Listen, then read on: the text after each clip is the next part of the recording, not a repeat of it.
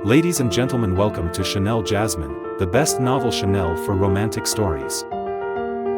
Hai guys, selamat datang di channel Jasmine, channel terbaik untuk menyimak novel-novel romantis. Mohon dukung channel ini dengan subscribe, like dan share video-video yang ada di channel ini. Terima kasih. Perintah Kaisar Naga bab 4418, 4419, 4420. Melihat ini, Tianxia melangkah maju dengan pedang di tangan, dan mereka berdua langsung menuju ke arah Penatua Buta Kiri.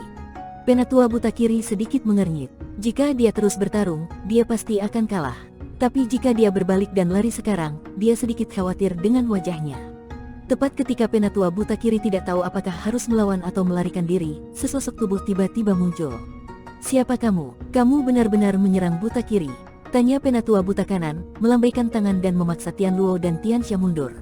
Ketika Tian Luo dan Tianxia melihat Penatua Buta Kanan datang untuk membantu, dia segera mundur dan melihat ke arah Penatua Buta Kanan. Ketika Penatua Buta Kiri melihat Penatua Buta Kanan datang, semua pikiran untuk melarikan diri terhapuskan. Dia segera menunjuk ke arah Tian Luo dengan arogan dan berkata, "Anak kecil, apakah kamu tidak jadi merobek mulutku? Jangan hanya berdiri di sana. Ayo, datang ke sini jika kamu mampu, ayo, ayo." Penatua Buta Kiri mengangkat jarinya ke arah Tian Luo, dengan nada provokasi yang kuat. "Buta Kiri, jangan selalu membuat masalah dengan kucing dan anjing. Wanita tertua menyuruhku untuk tidak menimbulkan masalah."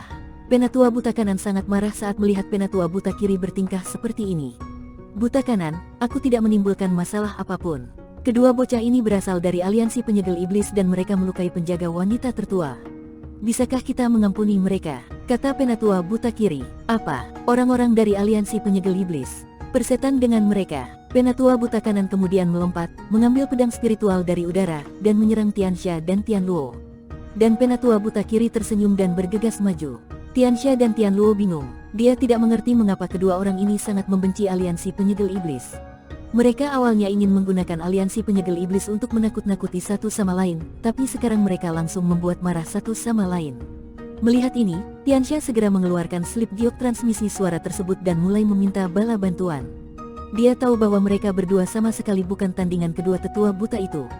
Tian Luo dan Tianxia mundur saat bertarung, tidak ingin bertarung. Tapi kedua penatua buta itu seperti plester kulit anjing, membungkus kedua orang itu dengan erat.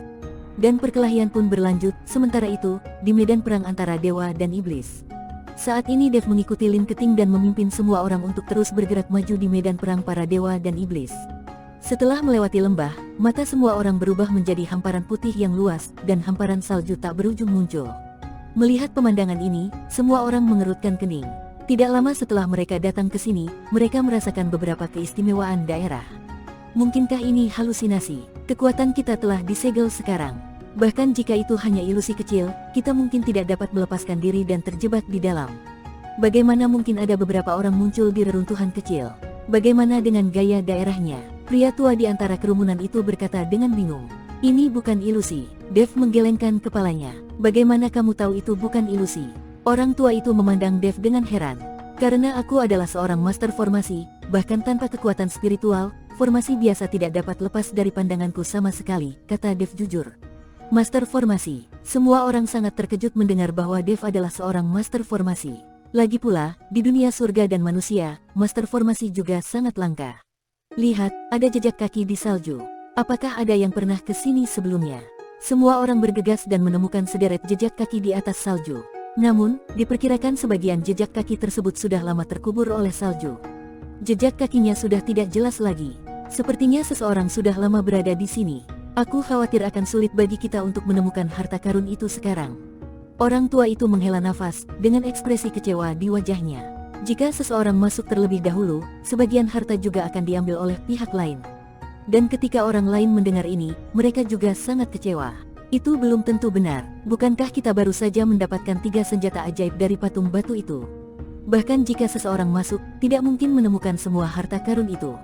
Lin Keting buru-buru menghiburnya. "Nona Lin benar, bahkan jika seseorang masuk, tidak mungkin menemukan semua harta karun. Jangan berkecil hati." Dev juga menyemangati semuanya. "Ya, jangan berkecil hati. Kita semua ada di sini. Kita harus terus mencari." Seseorang menggemakan Dev dan Lin Keting. Segera semangat juang semua orang pulih, dan kelompok itu menginjak salju dan melangkah ke padang salju yang luas. Karena mereka tidak memiliki kekuatan spiritual, semua orang berjalan sangat lambat di salju, dan itu sangat sulit. Namun bagi Dev, hal itu tidak berdampak sama sekali. Angin dingin yang menggigit membuat banyak orang menggigil. Para kultivator yang berada di alam kesengsaraan tidak mampu menahan hawa dingin yang parah. Tidak ada yang akan percaya jika mereka menceritakannya, tapi itulah yang terjadi di sini. Mereka sudah menjadi manusia biasa. Sulit sekali menahan angin dingin hanya dengan mengandalkan panas tubuh dan pakaian. Bahkan Su Qingxiu, seorang kultivator Mahayana, melipat tangannya di depan dada dan tubuhnya sedikit gemetar. Pakailah. Dev melepas mantelnya dan menyerahkannya kepada Su Qingxiu. Bahkan jika dia melepas pakaiannya, tubuh Dev dapat menahan hawa dingin yang parah. Su Qingxiu melirik Dev dan tidak menolak, malah mengambil pakaian itu dan memakainya. Aku baru tahu, ternyata kamu cukup simpatik. Aku juga perempuan, kenapa kamu tidak memberiku sesuatu untuk dipakai? Lin Keting menghampiri Dev dan bertanya dengan bercanda. Dev melirik Lin Keting, tersenyum tipis dan berkata, kamu tidak kedinginan. Jika kamu kedinginan, kamu bisa memakai celanaku. Seperti yang dikatakan Dev, dia sebenarnya ingin melepas celananya.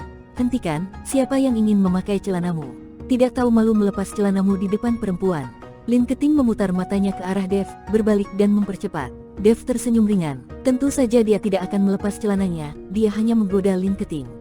Lin Keting sangat kuat, dan kekuatan di belakangnya juga menakutkan, tetapi dia seperti kertas kosong dan jelas memiliki sedikit pengalaman dalam masyarakat. Setelah berjalan agak jauh, beberapa suara keras terdengar dari atas. Dev mendongak dan menemukan dua burung besar berputar-putar di langit. Kedua burung tersebut memiliki bulu berwarna putih, dan bagian atas kepalanya memang berwarna merah darah. Suara kicauan burung itu terdengar sedikit menakutkan, sedikit kasar, dan tidak enak didengar. Banyak orang yang menjadi gugup saat melihat kedua burung tersebut. Jika kedua burung ini menyerang mereka, akan berbahaya. Sekarang mereka adalah manusia biasa, siapa yang bisa menghadapi dua burung besar ini? Semuanya, tolong jangan terlalu gugup. Ini burung gagak berbulu putih. Jika kita tidak memprovokasi mereka, mereka tidak akan menyerang. Dan burung gagak berbulu putih ini sangat ramah kepada orang-orang. Beri saja mereka makanan. Lin Keting berkata kepada semua orang. Dev memandang Lin Keting dengan keraguan di wajahnya. Dia tidak mengerti bagaimana Lin Keting mengetahui begitu banyak hal tentang medan perang antara dewa dan iblis. Memikirkan jejak kaki tadi, seseorang telah masuk. Sebelumnya, mungkinkah Lin Keting pernah ke sini sebelumnya? Tetapi jika dia pernah ke sini sekali, mengapa dia ingin melakukannya lagi? Dev sedikit bingung, tetapi pada saat ini Lin Keting mengeluarkan batu spiritual dan melemparkannya dengan keras. Lalu kedua burung gagak berbulu putih itu menjerit dan mulai memperebutkannya, dan kemudian seekor burung gagak berbulu putih menelan batu spiritual itu dalam satu tegukan. Burung jenis ini benar-benar memakan batu spiritual. Dev sangat terkejut. Lin Keting mengabaikan Dev dan terus melemparkan batu spiritual ke udara. Dua burung gagak berbulu putih melayang di atas kepala Lin Keting sambil berteriak penuh semangat. Segera, Lin Keting tidak lagi melemparkan batu spiritual itu ke udara, tetapi melemparkannya langsung ke salju. Dan kedua burung gagak berbulu putih pun mengepakkan sayapnya dan mendarat, lalu mematuk tanah. Lin Keting melangkah maju perlahan, lalu dengan lembut membelai bulu burung gagak berbulu putih. Burung gagak berbulu putih bahkan tidak mengelak, dan memang sangat dekat dengan manusia. Dan ketika Dev melihat ini, dia juga ingin menyentuh burung gagak berbulu putih. Jangan menyentuhnya. Kamu harus memberi mereka batu spiritual sebelum menyentuhnya, jika tidak mereka akan menganggapmu sebagai penyerang. Lin Keting memperingatkan dengan keras. Dev berhenti sejenak, tapi dia tidak memberi burung gagak berbulu putih batu spiritual, tapi terus mendekati burung gagak berbulu putih. Melihat Dev tidak mendengarkannya, Lin Keting berkata dengan marah, jika kamu masih tidak mendengarkan setelah aku memperingatkanmu, burung gagak berbulu putih akan menyerangmu nanti, jangan menangis. Dev hanya tersenyum, lalu melanjutkan mendekati burung gagak berbulu putih.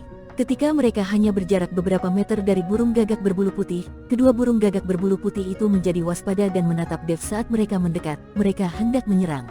Lin Keting memandang dari pinggir arena, dia ingin melihat Dev diserang oleh burung gagak berbulu putih. Tapi saat Dev semakin dekat dengan burung gagak berbulu putih, aura garis keturunan naga di tubuhnya mulai keluar perlahan. Meskipun berbagai kekuatan di tubuh Dev telah ditekan, tidak ada cara untuk menekan aura darahnya sendiri. Segera setelah aura garis keturunan naga dilepaskan, kedua burung gagak berbulu putih itu tiba-tiba menjadi ketakutan karena kewaspadaan, dan tubuh mereka sedikit gemetar. Dev mendekati burung gagak berbulu putih, lalu mengulurkan tangannya dan mulai membelainya. Burung gagak berbulu putih menjadi jinak seperti domba kecil, tidak berani bergerak. Dua burung gagak berbulu putih, tidak peduli yang mana yang disentuh Dev, dia tidak berani bergerak. Saat ini, Lin Keting sedang bingung. Dia tidak mengerti bagaimana Dev melakukannya. Yang lain melihat bahwa Dev tidak memberi makan batu spiritual, dan burung gagak berbulu putih juga membiarkannya mengelusnya, jadi mereka ingin mencobanya juga. Tapi begitu dia mendekat, burung gagak berbulu putih berteriak dan melancarkan serangan, membuat kultivator itu sangat ketakutan sehingga dia melarikan diri. Kembalilah, teriak Dev, dan burung gagak berbulu putih, yang melancarkan serangan, sangat patuh. Saat ini, semua orang juga bingung. Mereka tidak mengerti bagaimana kedua burung gagak berbulu putih ini bisa mendengarkan kata-kata Dev. Terlihat Dev, dalam kebingungan semua orang, langsung menunggangi seekor burung gagak berbulu putih, dan kemudian dengan panggilan lembut, burung gagak berbulu putih itu langsung naik ke langit. Duduk di atas burung gagak berbulu putih, Dev bisa melihat lebih tinggi dan lebih jauh. Lin Keting menyaksikan dengan kaget saat burung gagak berbulu putih membawa Dev terbang, dan keinginannya untuk menang muncul di dalam hatinya, jadi dia menuju ke arah burung gagak berbulu putih yang lain. Dia juga ingin menunggangi burung gagak berbulu putih dan membiarkan burung gagak berbulu putih membawanya ke langit. Namun Lin Keting mencoba beberapa kali, namun ditolak oleh burung gagak berbulu putih. Dasar kamu burung besar, aku memberimu begitu banyak batu spiritual, mengapa kamu hanya membiarkan aku mengelusnya dan tidak menungganginya? Lin Keting menatap burung gagak berbulu putih itu dengan marah dan berteriak. Biarkan dia naik, teriak Dev di udara menuju burung gagak berbulu putih di bawah tanah. Mendengar teriakan Dev, burung gagak berbulu putih perlahan berbaring dan membiarkan Lin Keting menungganginya. Dua burung gagak berbulu putih, membawa Dev dan Lin Keting, melayang di udara. Semua orang menunduk karena iri. Jika kekuatan mereka tidak ditekan, mereka semua bisa terbang di udara, dan itu tidak perlu membuat iri. Namun, di medan pertempuran antara dewa dan iblis ini, kekuatan semua orang ditekan. Belum lagi terbang, bahkan berjalan dalam waktu lama pun membuat mereka lelah.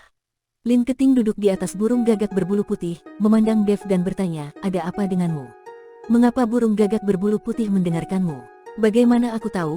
Mungkin karena mereka ingin mengenalku lebih dekat. Mustahil baginya untuk memberitahu Lin Keting tentang garis keturunan naganya. Omong kosong. Lin Keting memutar matanya ke arah Dev. Kalau begitu katakan padaku, kenapa kamu sepertinya tahu segalanya di medan perang para dewa dan iblis? Kamu bahkan tahu kepribadian burung gagak berbulu putih ini. Apakah kamu sudah lama memasuki medan perang para dewa dan iblis ini? Dev memandang Lin Keting dan bertanya. Dia sangat penasaran dengan identitas Lin Keting. Aku tidak akan memberitahumu. Lin Keting tersenyum, lalu duduk di atas burung gagak berbulu putih dan bergegas ke depan. Bersambung.